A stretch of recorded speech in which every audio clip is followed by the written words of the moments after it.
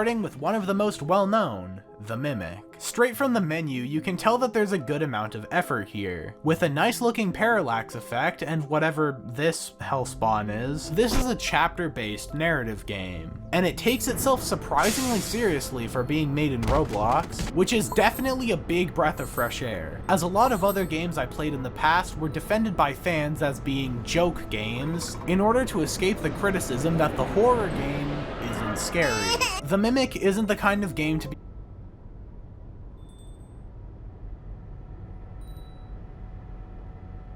picked up and played for a few minutes at a time. It's very narrative driven, and follows stories divided into books, chapters, and parts. But from the random couple missions I joined, yeah, it's pretty solid. The first lobby I joined was for Jealousy Chapter 1, which starts with our main character heading towards an office. Something happened to the main character's brother. Wow, very sad.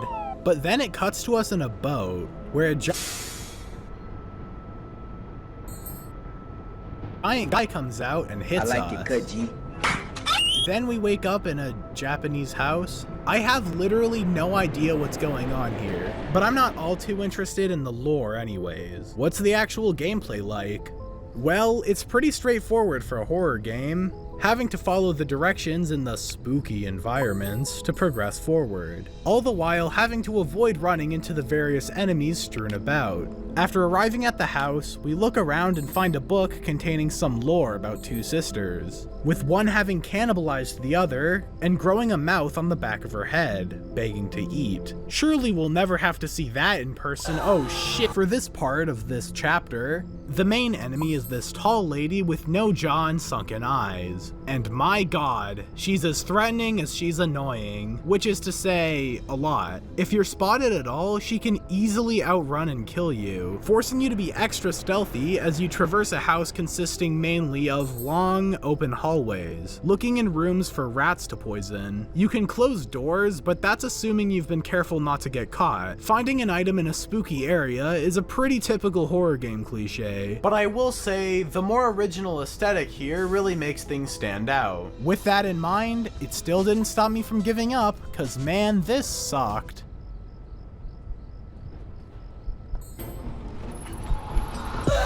What was I even supposed to do there? The other one I played was Jealousy Chapter 2, and despite being a direct follow-up to Chapter 1, because I skipped everything after the first part, I had no idea what was going on. So here we're on an island populated by the giant people from before. The creativity really shines here. Seeing the silhouettes of the giants surrounding the area is a super neat visual, although the gameplay is basically just walking forward stealthily. Once we get inside, we can open big door.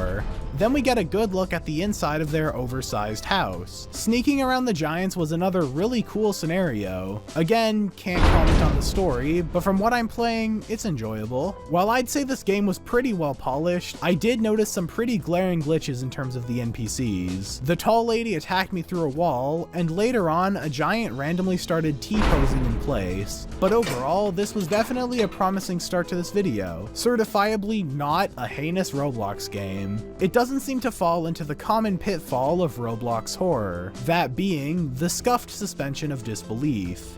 A lot of the time, it could be really hard to imagine that you're really there because of the default Roblox character models. But with a more detailed style and first-person perspective, this game nearly sidesteps its faults completely. All it needs is a little more polishing up as more chapters are added. I think this game shows what ideal Roblox horror looks like. A game that's surprisingly long and with actual serious attempt at making something solid. Not bad, but let's see what we're following it up with. Oh. So next we have Mr. Crazy's Carnival. Scary Obby. This is obviously not a direct horror game like the last one, but instead, a horror-themed obby. Obbies are pretty much the quintessential Roblox game experience. Of course, right next to tycoons. So it only makes sense that someone would combine it with the horror genre to make this. Right away, we get the option between baby mode and gamer mode. Starting the game leads to this animation. I sure hope he can get to a hospital soon, because his bones are not recovering from that. Straight away, we're greeted with a giant clown head. A little narcissistic, but we'll move on. The first obstacle we have to deal with is, oh no, Mr. Crazy! And he's crawling upside down at us. one death caused by looking backwards later, and we made it. Something to note is whatever this conversation is. Alright, I'ma go play with my cat. Discord kitten? Nah. Nah, Yeah. my cat playing right now. Nah. With mobile, it is so pro. Its name is Drix Cat. So next we have to walk around bear traps while avoiding mines, followed by walking a thin line of flags. Much like everything else in this game, it's only a standard obby but with some horror elements sprinkled in. But things only get weirder as we continue. Next, there's more standard platforming, then a reference to a meme from 2018, then swimming and finding a button. After a few more boring levels, we got something somewhat interesting. We have to stack objects to get to a Ferris wheel. But honestly, it sounds more interesting than it really is to play.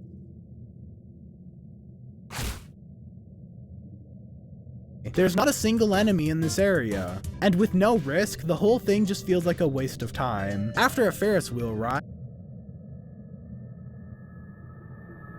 more platforming, more filler, and more platforming. Finally, something horror-focused in this horror-themed obby. Here we have to navigate a tight sewer system while avoiding zombie clowns. More typical obby levels later, we get another chase. This time we're running away from a big, scary zombie clown. We need to follow these footsteps, then we make it to the grand finale, fighting against a number of giant clowns. Once killed, the wall falls and we can make our way to the end, with some pretty typical rewards like a speed and jump boost, as well as a giant statue of me! And I thought the clown was narcissistic. Well, I guess the clown statue is bigger. I think it's fair to assume that this and all other easy Roblox obbies were designed for little kids, so it makes sense that they didn't want to go super crazy with the horror elements, which, yeah, is understandable. Overall, forgettable but forgivable, I guess. Here we have a particularly popular one. Doors. Now right away, I want to make myself clear that Doors isn't a bad game. The only reason I'm covering it is due to the sheer amount of people that would be asking me about it if I didn't at least mention it. As for the game itself, yeah, it's pretty solid. I'm sure we're all well aware of this game by now. While it isn't the most serious game here, it doesn't treat itself like a complete joke, being very fitting as a Roblox horror game. Something I specifically want to point out is how refined the movement is. Usually crawling is a slow, tedious mess, but here, everything feels reasonably paced. Something I really don't see this game being praised for as much. A lot like more arcade-styled games like Run, the rooms start short and simple, but quickly increase in length and complexity, with more and more enemies to deal with. It was inspired by Spooky's Jumpscare Mansion and another Roblox game, Rooms, and you could definitely tell. The main thing that gives the game its flavor are the different creative enemies. The highlights for me are Figure and Seek. Seek is a big Cyclops guy that has sections where he chases you down, and Figure is a blind thing that goes after you if you make too much noise. While the Roblox character models usually look out of place in a horror game, the simplistic art style the game goes for really works for it, with enemies like Rush and Ambush being PNG images similar to the Nextbot trend from a while ago. This game really likes turning off the lights. Every once in a while, you're forced into a dark cellar, and you have to flip a switch to open a door. These areas are really dark, but thankfully, if you don't have a light source, the game has a helpful entity called Guiding Light to point you in the right direction. Rush and Ambush also destroy all nearby light sources, so finding a lighter or flashlight is really important, especially since there's no outside light because we are in the void. I think they appear just often enough for it to not be a major issue, but playing in the dark still isn't really fun. Overall, Doors is a simple yet effective horror game that I had a decent amount of fun in. I recommend playing it with someone who's more familiar with the game, even though it does tell you how to deal with the enemies after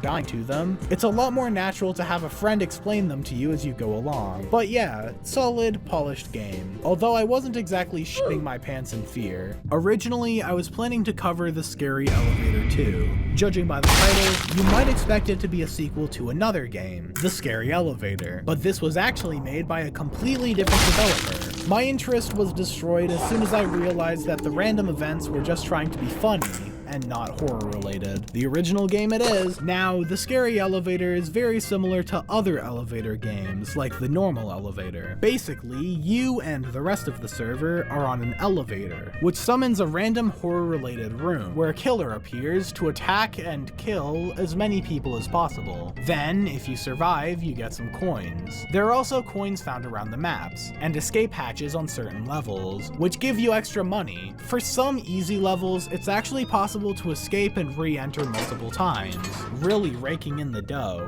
This can be spent on numerous items, including weapons, cause yeah, if you and some other players get together, you can actually kill the killers. Some weapons also